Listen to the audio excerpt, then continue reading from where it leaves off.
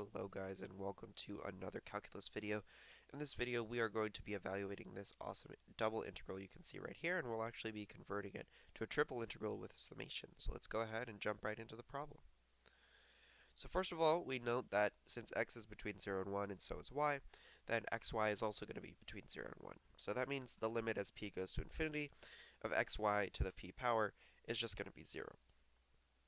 So this means that we can rewrite 1 over ln xy as xy to the 0 minus xy to the infinity, in the limit, of course, all over ln xy, which means that we can actually rewrite this as an integral, the integral from infinity to 0 of xy to the p power dp. So we go ahead and substitute this in to our integral right here, and notice we have this nasty 1 minus xy in the bottom, and we're just going to use the geometric series to expand this as a power series. So we're going to get the integral from 0 to 1 of the integral from 0 to 1 of the integral from infinity to 0 of the sum from n equals 0 to infinity of xy minus x times xy to the p plus n dp dx dy. Notice that the integrand is positive and convergent. Actually, it's actually negative everywhere. It's not positive everywhere. I'm sorry about that. It's negative. The integrand is negative, so that means when we take the absolute value, since it converges, it'll converge whether or not we take the absolute value, which means that we can freely interchange integrals and summations. So I'm going to bring the summation all the way outside, and I'm going to bring the p integral all the way outside as well.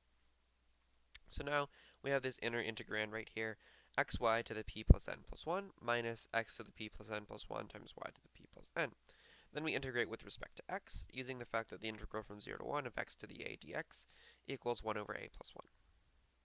So we evaluate that inner integral, and now we have y to the p plus 1 over p plus n plus 2 minus y to the p plus n over p plus n plus 2 dy dp. So now we're going to integrate with respect to y, do the same exact thing, and now we have this nice rational function in terms of p and n. So we're going to go ahead and do partial fractions on this term on the right here, and then integrate both terms. And we get the sum from n equals 0 to infinity of negative 1 over p plus n plus 2 plus natural log of p plus n plus 2 over p plus n plus 1 evaluated at 0 and infinity. And overall, once we do all this evaluation, we'll get the sum from n equals 0 to infinity of negative 1 over n plus 2 plus natural log of n plus 2 over n plus 1. Now we're going to do what I like to call the partial sum trick, which allows us to split up a semi-telescoping series into two different telescoping series and then take the limit as the upper bound goes to infinity. So we rewrite this as the limit as m goes to infinity of the sum from n equals 0 to m of negative 1 over n plus 2 plus natural log n plus 2 over n plus 1. And then we go ahead and split these summations, which are now technically finite summations, so we can split them however we want. So we get the limit as m goes to infinity of the sum from n equals 0 to m minus of negative 1 over n plus 2 plus the sum from n equals 0 to m of natural log n plus 2 minus natural log n plus 1. Notice on the left here that these terms are just going to be minus 1 half, minus 1 third, minus 1 fourth, all the way up to minus 1 over m plus 2. We're going to go ahead and subtract 1 at the beginning so that this becomes the harmonic series, and then we're going to add 1 afterwards.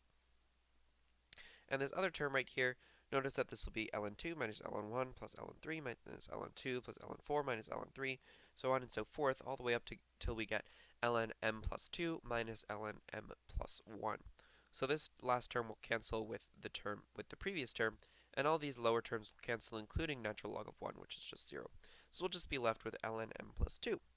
So overall, we end up getting the limit as m goes to infinity of negative h sub m plus 2, where h sub n represents the harmonic series. Then we add 1, and then we add natural log m plus 2. Then we go ahead and make a variable change where from m to m prime. The only reason I'm doing that is just because to make this look a little bit nicer. So we get 1 plus the limit as m prime goes to infinity of natural log m prime. Again, m prime is just m plus 2 minus h sub m prime. And this is just a very famous definition for the constant gamma. So this is just negative gamma actually. And overall, our integral evaluates to 1 minus gamma. I hope you guys enjoyed this video. I had a lot of fun making it. If you have any suggestions for videos in the future, please go ahead and leave them in the comments, or you can join my Discord and tell me there. Anyway, thanks for watching. I hope you guys enjoyed the video, and I'll see you next time.